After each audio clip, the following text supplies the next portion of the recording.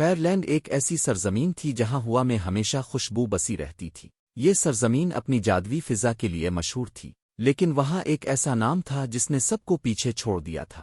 عالیہ اس دنیا کی سب سے حسین اور سب سے مشہور فلمی ستارہ تھی۔ جب بھی اس کی نئی فلم ریلیز ہوتی تو فیئر لینڈ کے چھوٹے بڑے قصبوں میں جشن منایا جاتا۔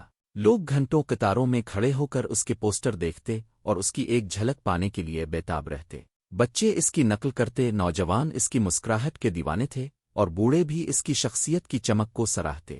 کہا جاتا تھا کہ اگر عالیہ کسی فلم میں ہو تو اس کی کامیابی یقینی ہے۔ عالیہ کی زندگی شاہانہ تھی۔ وہ ایک بڑے محل میں رہتی تھی جس کے ارد گرد باغات تھے اور عقب میں ایک نیلا تالاب۔ مگر یہ سب صرف منظر نہیں تھے، ان سب کے بیچ عالیہ خود اپنی شان دکھاتی تھی۔ صبح جب سورج کی پہلی کرن کھڑکی سے کمرے میں اترتی تو وہ نیند سے جاگتی۔ خادمائیں اس کے ارد گرد موجود ہوتیں۔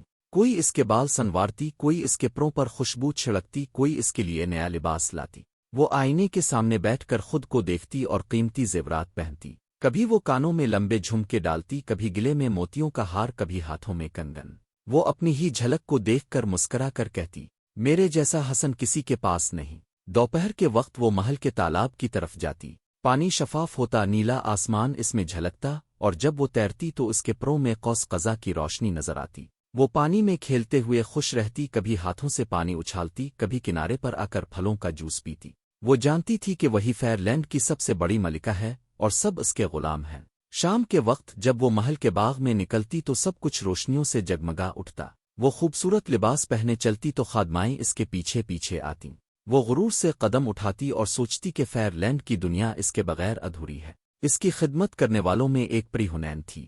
ہنین نہ صرف اس کی سب سے قریبی دوست سمجھی جاتی تھی بلکہ اس کی سب سے وفادار مددگار بھی تھی۔ وہ ہر وقت اس کے ساتھ رہتی، اس کے کپڑے تیار کرتی، وقت پر شوٹنگ کے لیے لے جاتی، اس کے بال سنوارتی اور میک اپ مکمل کرتی۔ ہنین ہمیشہ ہنستی مسکراتی عالیہ کے پاس رہتی اور سوچتی کہ شاید اس کی خوشی عالیہ کی خدمت میں ہے۔ مگر جیسے جیسے عالیہ کا غرور بڑھنے لگا ویسے ویسے اس نے ہنین کو کمتر سمجھنا شروع کر دیا۔ وہ اس سے حکم دینے کے انداز میں بات کرتی۔ ایک دن فلم کی شوٹنگ کے دوران جب سب اداکار اور ڈائریکٹر موجود تھے، عالیہ نے غصے میں کہا، ہنین، تمہاری اوقات ہی کیا ہے؟ اگر میں نہ ہوتی تو تم کچھ بھی نہ ہوتی۔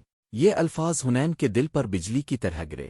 وہ خاموش رہی، مگر اندر ہی اندر اس نے فیصلہ کر لیا کہ ایک دن عالیہ کے غرور کا بدلہ ضرور لے گی۔ وقت گزرتا گیا اور عالیہ کا غرور بڑھتا گیا۔ اس کے رویے سے ساتھی اداکارائیں تنگ آنے لگیں، ڈائریکٹر اس کی نافرمانی سے ناراض رہنے لگے اور مداح بھی اس کی بے رخی سے دل برداشتہ ہونے لگے۔ مگر عالیہ اب بھی یہی سمجھتی تھی کہ دنیا اس کے بغیر ادھوری ہے۔ پھر ایک دن وہ لمحہ آیا جس نے سب کچھ بدل دیا۔ فیئر لینڈ کے سب سے بڑے فلمی شو میں عالیہ کو ریمپ پر چلنا تھا۔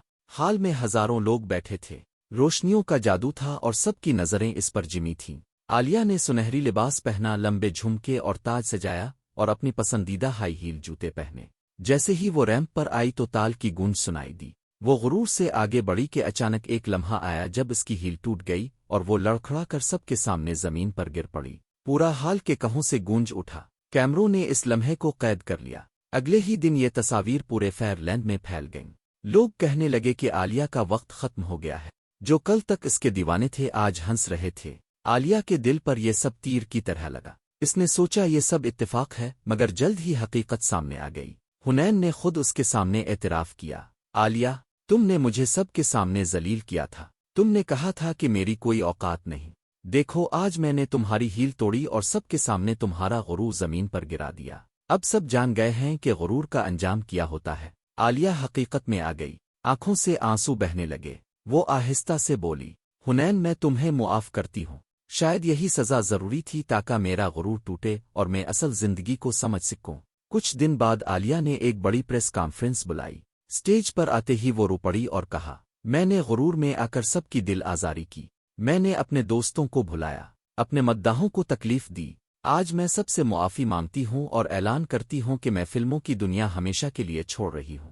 شاید یہی سبق تھا جس نے مجھے سکھایا کہ غرور کبھی نہیں کرنا چاہیے۔ اصل خوشی شہرت اور دولت میں نہیں بلکہ عاجزی اور سچائی میں ہے۔ اس دن کے بعد عالیہ نے سب کچھ چھوڑ دیا۔